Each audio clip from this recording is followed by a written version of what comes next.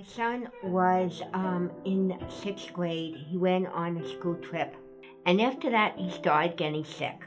And the doctors told me it's the flu, it's a virus, it's going around. Until one morning in June, my 11-year-old son started crying, "Mom, I can't move, I can't move." They kept him overnight and they said they had no idea what was wrong with him. They took a test which cost $650 because the insurance would not pay for it. And it came back positive for Lyme disease. My son had to quit school and he was in a lot of pain, and most of his Lyme medication and his doctors were not paid for. It had to come out of our pockets. At one point, we were spending over $5,000 a month for my son. One day in the springtime, I was helping a friend out by taking care of her cats. And we went by the school and it said health fair. I said, "Let's stop by, let's see what could happen." And I met a man who was running for Senate, and I didn't really know him very well. And I went up to him and talked to him. And he said, "Well, why don't you have state insurance for him? We can get him state insurance, there's special insurance for kids like your son." And he said, "Do me a favor, can you come back tomorrow?" I told Mrs. Sestak, "I don't live in your district." He said, "Why should that make a difference? Come back tomorrow." So I came back tomorrow with my son, and he met Bobby, and he had a nice little talk with Bobby, and he said, "This gentleman is going to help you."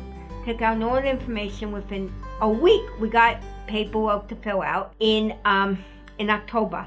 All of a sudden, I went to get Bobby's prescriptions, and they said they can't refill him. The insurance did not approve of it. It's going to cost you $4,000. I did not have $4,000. I get a call from Joe Sestak's office wanting to know how things were going with Bobby. And I told him what happened. And I was crying on the phone. I said, "My son has been without medication for 2 weeks. I don't want to lose my son." Within an hour, I got a call from the welfare department saying that we can switch insurances. And within 2 hours, I got a call from the old insurance company. "Your prescriptions are ready for you." And I couldn't believe it. I mean, he saved us. Not only had he saved us money, he actually, in a way, saved our house too, because if we had to continue paying all the money we were paying, we would have lost our house. Bobby went through. He was in the hospital for 2 weeks. He had a feeding tube. He was in a wheelchair. And because we had this insurance, it didn't cost us anything out of pocket. Maybe $2 for a prescription. I consider Joe Sestak saved my son's life.